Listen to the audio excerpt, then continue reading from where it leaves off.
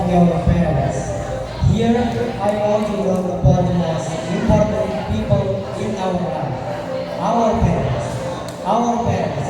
They are the heroes that given us life, love, and support without condition. Our parents have sacrificed so much for us, their time, energy, and money, just to make us happy and successful. They have been our role model, showing us how to be good people, how to work hard, and how to face life's challenges. But often we forget to blame them, to appreciate their sacrifices, and to give them the love and attention they need.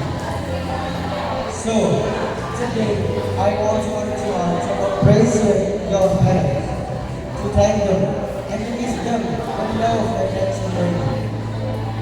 So, today, because at the end of the day, our parents are the most precious treasure in our life. Thank you, Mom and Dad.